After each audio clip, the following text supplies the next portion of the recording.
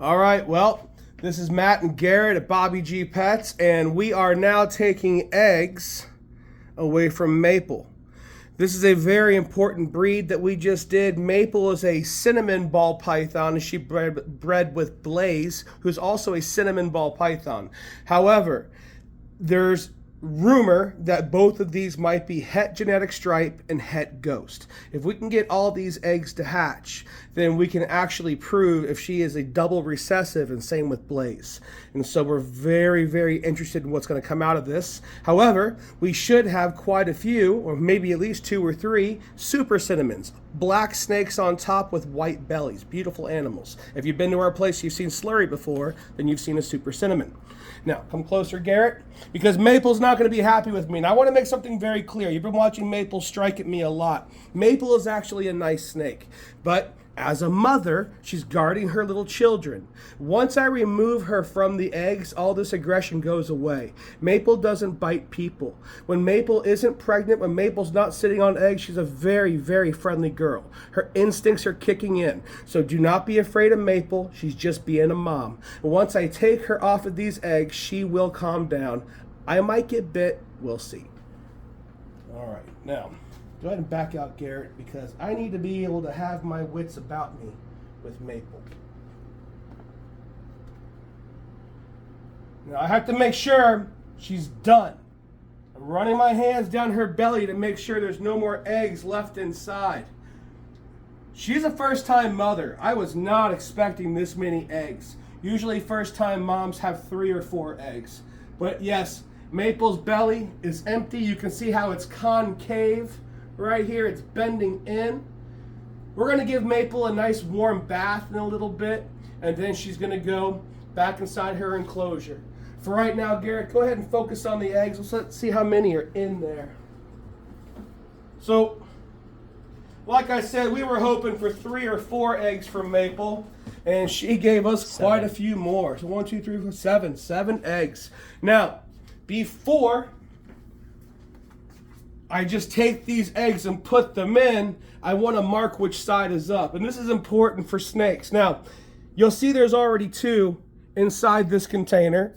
And when we started the video, I believe this one egg was not with her also. That means these eggs have rolled. When they lay their eggs, the embryos have a right side up inside the egg. And if they get rolled over, it can actually cause a problem with their development, and the egg also might die. So we are hoping that everything is going to be fine with all these eggs. And if all these embryos aren't affected by being rolled around, then everything should be good. Only time will tell. But what we're going to do is we're going to mark right side up with this pen. So I'm going to go to each egg and make a line. The ink is not dangerous to the egg. There's no worries there. I just want to know which side is up. That way there's never any confusion. Because as we all know, we're people, we make mistakes. And so that way, if this egg rolls, we'll be fine.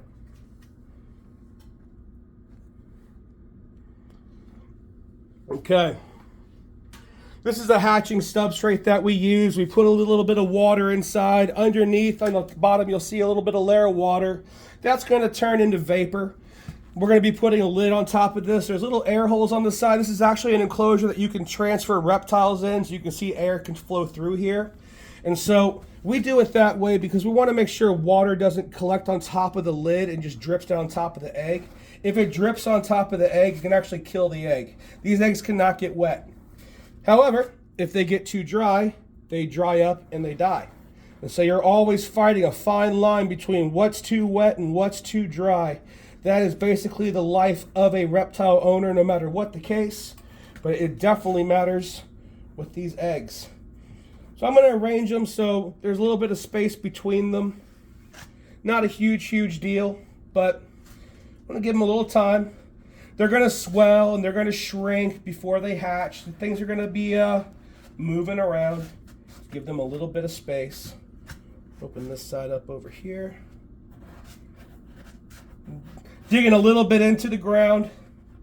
Put the egg inside. I'm going to be adding a little bit more hatcherite just to kind of cover up these eggs a little bit.